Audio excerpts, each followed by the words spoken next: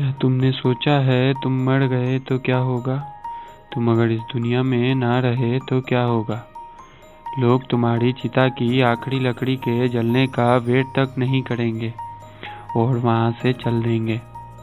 तुम देख रहे होगे अपनी चिता को जलते हुए और लोगों को वहां से उठते हुए।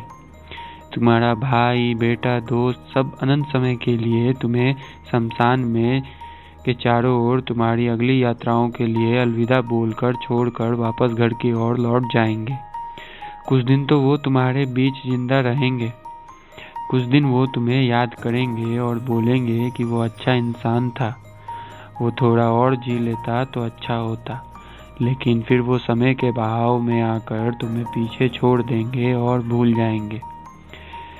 तुम्हारा वापस आने का वेट तक नहीं करेंगे, क्योंकि उनको पता होगा जो एक बार चला जाता है वो दोबारा नहीं आता है। बस तुम्हारी कहानी का यहीं पर अंत हो जाएगा और तुम्हें कोई याद तक नहीं करेगा। तुम ऊपर से सब देख रहे होगे और सोच रहे होगे कि लोग कितने स्वार्थी हैं। जब मैं था तो मुझसे काम था और मैं नहीं हूँ तो मुझसे कोई काम नहीं है। आज जब मैं दुनिया से चला गया हूँ तो कोई भी दुनिया में मेरे लिए परेशान नहीं है। दुनिया वैसी ही चल रही है। तुम्हें अफसोस होगा कि क्या मैं इन्हीं लोगों के साथ पृथ्वी पर जन्म लिया और इन्हीं लोगों के लिए जी रहा था। तुम्हें उनसे बहुत सवाल करने चाहोगे, लेकिन लाख कोशिशों के बाद भी तुम उनसे कुछ पूछ ना पाओगे। वापस आके फिर दोबारा जिंदगी जीना चाहोगे, लेकिन ये कहाँ हो पाएगा, क्योंकि तुम तो मर चुके हो। जीने का मतलब अब तुम समझ चुके हो, लेकिन तुम अब मर चुके हो। तुम्हें महसूस होगा कि तुम अपने लाइफ में अपने आसपास के माहौल से खुद को कितना दूर छोड़ चुके हो।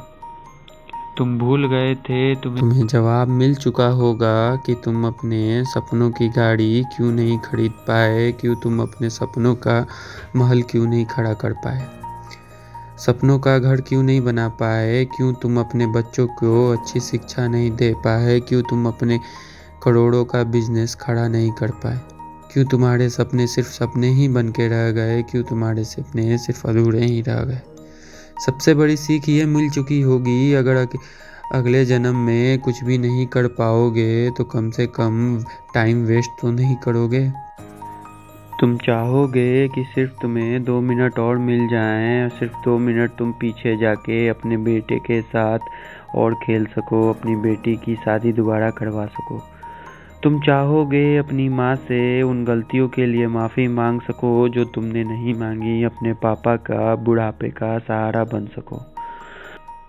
तुम आना चाहोगे, लेकिन मर गए हो तो कैसे आ पाओगे।